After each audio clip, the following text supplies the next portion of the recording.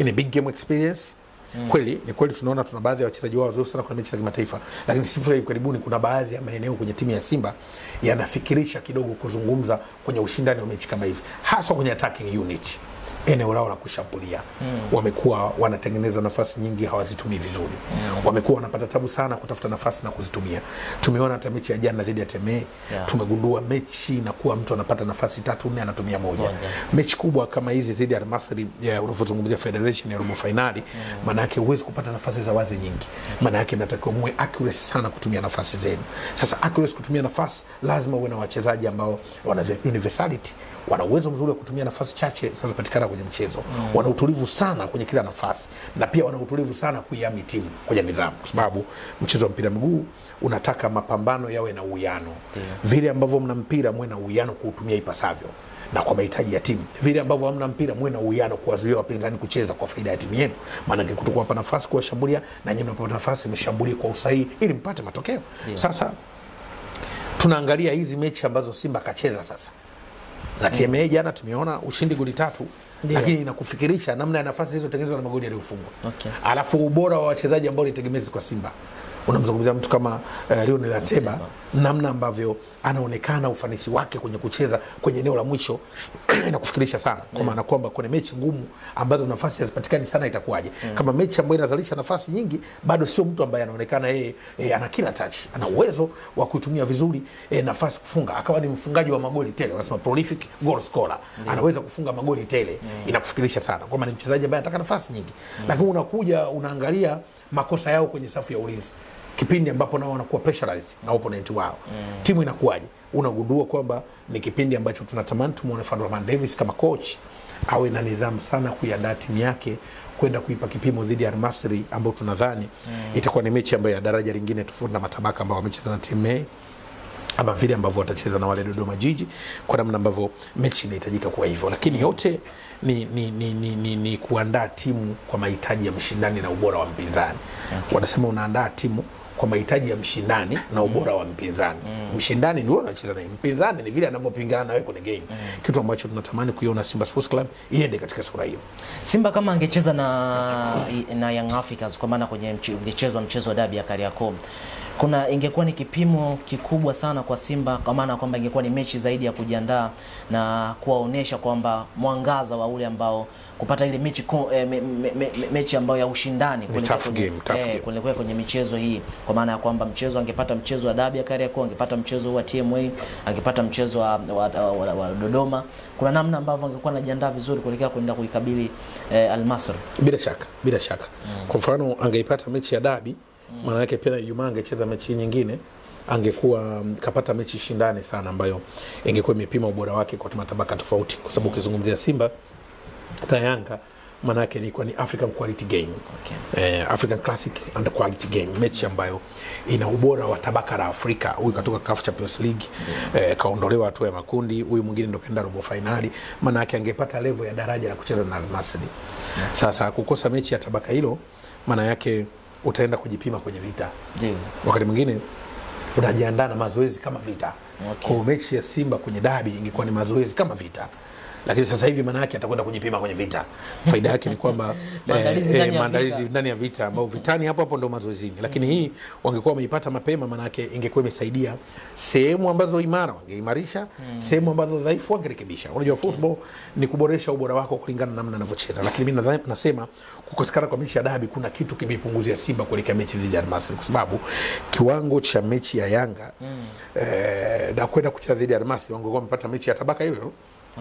Quality ile, ushindani ule kwa maana ile intensity.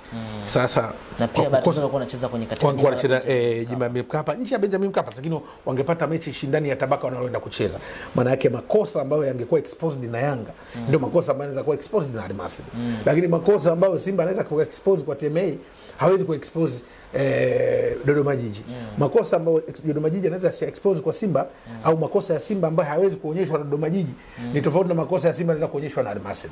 Lakini makosa ya Simba ambayo yanaweza kuonyeshwa na Yanga ni makosa ambayo Dodoma Jiji hawezi kuonyesha. Ni makosa pia Al-Masry anaweza kuyaonyesha. Kwa hiyo kipimo kizuri dabi ingekuwa ni mechi ya kuisaidia Simba. Lakini bahati mbaya dabi yenyewe kuchezwa kwa sababu zingine nyingi ambazo zimetokea. Lakini mimi naamini dabi ingewasaidia sana Simba. Makosa mengi ambayo yangeweza kuonyeshwa na Yanga kwa Simba yangewasaidia kwenye michuano ya kimataifa. Japo kwa sasa hivi na hiyo haiguarantee kwamba wanaweza kushindwa kupata mchezo ushindi. Nadhani inaweza ikawa tofauti vile vile. Wanaweza kaenda wakacheza kwa ubora tukaona matokeo, lakini nadhani kipimo kizuri ingekuwa wamepashiwa kiporo mapema. Unapashiwa kiporo mapema ingewasaidia sana. Wakati Simba akiwa kwenye Champions League kwa maana ya kombe la kwa maana ya Champions League wakati anapiga hatua baadhi ya watu, maana wachambuzi walikuwa wanasema wakiangalia Young Africans wanaipa ushauri kwamba kwa nini Simba anafaulu, waige Simba kwa namna ambavyo inafanya. Lakini kwenye kombe la shirikisho Young Africans alifika mpaka finali. Kwa kauli moja ama nyingine tunaweza tukasema naye Simba aige Young Africans ilivyofanya kwenda kufanikiwa kufika mpaka finali. Na kinachomsumbua Simba ni kipimo cha Yanga kwenye hiyo federation. Yanga alifika finali. Kwa hiyo Simba ukubwa wake ni yeye kufika finali bila kujalisha hata kwenda kuchukua kombe au la. Kinyume na hilo, maana yake naye na wakati mgumu. Ana wakati mgumu kwa sababu wana utani wa jadi, lakini ndio uhalisia. Okay. Kama umetoka huko basi onyesha ukubwa wako huko. Lakini bahati mbaya huko nako kuna wakubwa nao wanatoa ushindani. Kwa ukubwa ni namna ambavyo Simba anaweza kaonyesha ubora wake kuja kupata matokeo na kusonga mbele ili kufikia njia aliyopita Young Africans. Na ndio maana Young Africans wanasema sitaka tuone mnafika finali. Na sio finali tumechukua na ubingwa. Hiyo kipimo cha Yanga kwenye federation, ucha Simba kwenye federation ni ubingwa ili waoneshe kwamba wao wako tofauti na Young Africans. Lakini kinyume na ubingwa maana yake watu kuona ni timu tofauti. Au kinyume na kuvuka hatua hii wakishia robo, maana yake wanaonekana wao ndio ile wanasikia mwaka robo, watu wakiwa na maana kwamba hatuwaoni nyinyi mkifika robo. Robo ndio sehemu yenu ambao hamwezi kutamba. Maana yake sio Simba anafika robo lakini hawezi kutoka robo. Kwa ndio maana tunaita mwaka robo. Kwa tafsiri hiyo kwamba wamekuwa hawafanyi kitu tofauti wanapofika hatua kama hiyo. Kwa hivyo ni kwamba kama wanaweza ukawa na ubora wa ziada kwenye mechi hii na wakapiga hatua, itakuwa tayari wanafikia yale nyendo walizofikia Young Africans. Young Africans wafika finali na wao maana yake wafike finali. Msemaji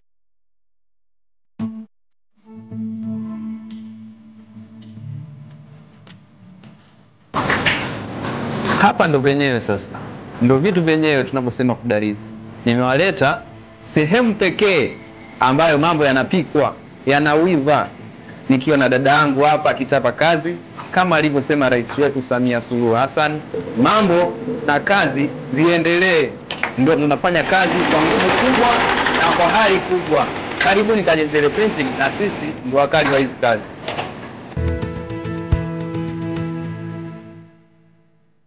wa klabu ya Simba Ahmed Ally kuelekea kwenye mchezo wa TMA alizungumza kwamba kipa Pimpin Kamara pamoja na beki beki wa Shemalon Fondo hawataokosa mchezo huu, na pengine mwalimu amewapa muda wa kupumzika. Pengine na tunajua kwamba haya yote ni kwa sababu ya injury ambazo wako nazo. Kuna namna moja ama nyingine inaenda kuathiri, ikiwa ni baada ya kutoka kwenye injury zao waenda kucheza mchezo na Dodoma, baada ya hapo ndio mchezo dhidi ya Al Masry. Kuna namna moja inawakata ama itawakosesha ile imani kubwa kwenye eneo la ulinzi? Hapana, katika football mchezaji anayetoka majeraha mpaka afike kucheza mechi maana yake amefanywa kitu kinaitwa periodization. Okay. Umeelewa? Periodization, anapewa vile vipindi vinavyomfikia kwenye fitness na wenzake. Kwa hiyo mpaka unamuona kwenye mechi maana yake kafika vile vipimo vinavyotakiwa. Na coach anaamini kwenye mechi anaweza kupata ubora wake kwa 100%. Kwa kutoka kwenye majeraha sio tatizo. Okay. Lakini mpaka unaona kocha anampa nafasi maana yake kampima kwenye vipimo vyao vya mazoezi makoch na benchi la ufundi dhidi ya mchezaji husika na ubora wake wa msaada kwenye timu. Kwa naamini kama utawaona kiwanjani maana yake watakuwa wamepimwa na coach baada ya kuona kwamba wamefikia hivyo viwango kwenye hiyo tactical periodization. Maana yake kwa unaenda kwenye zile trainability kwamba sasa umetoka kwenye majeraha rama tuende kwenye trainability, na mimi nakupa tactical periodization. Trainability ndio mwenendo mzima wa kukutrain mpaka ufikie level ambayo utakwenda kutupa kitu kwenye mechi, kwa sababu level ya mechi inafika kwenye unasema hyperthentic, inafika kwenye kiwango chake ambacho kila mtu anasema hapa sasa injini hii inapandisha mlima huu. Kwa hiyo huwezi kusema tu bwana hii gari imeharibika hapa imetengeneza twende safari Mbeya, lazima utesti gasket hazivujishi tena na nini. Kwa makochi watawapitia katika ubora wao. Mimi nadhani kama watawatumia kwenye mechi basi watakuwa wameandaliwa kwa ajili ya ubora wa hiyo mechi na mahitaji ya hiyo mechi, sio kwa sababu tu ulikuwa unacheza mechi umetoka kwenye majeraha rudi kacheze. haifanyiki hivyo. Unajaribu kumtrain kupata hiyo fitness unayohitaji na kumpa nafasi ya kucheza.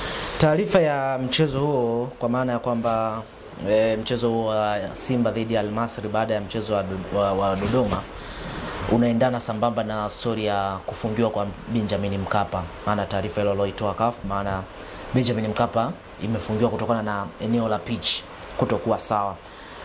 Kwa namna moja ama nyingine inaweza ikakosa Simba wasiweze kuutumia uwanja wa Benjamin Mkapa kwa taarifa hiyo ambayo iko, na pengine yasipokamilika hayo ambayo yanatakiwa kukamilika. Bila shaka kama kutakuwa hujafanyika jitihada za kurekebisha hayo yaliyosemwa, unaweza usitumike uwanja, kwa sababu uwanja ulikaguliwa ndio kaonekana unakosa vigezo. Sasa kama mmeurekebisha, ni wajibu kuwaita wakaguzi waje kuangalia, na tayari tamko limeshatoka. Japo nimemsikia msemaji wa serikali leo baada ya taarifa kwamba uwanja wa Benjamin Mkapa ulivyokaguliwa, anasema ulikaguliwa kabla ile mechi ya Azam, ulivyokaguliwa ulionekana hauna ubora, na ndio wakatoa ripoti. Sasa ili kuthibitisha ubora, maana yake ni kwamba waje waukague tena kama utafikiwa viwango hivyo. Kama sivyo, maana yake utafute uwanja mwingine ambao utakuwa na vile vigezo vya FIFA na CAF ili kuweza kuchezesha michezo ya kimataifa. Lakini kwetu inafikirisha na inaangaliza, kwa sababu uwanja huu haujatumika muda mrefu. Ndio. Na mechi nyingi za ligi zimekuwa zikichezwa Chamazi na KMC.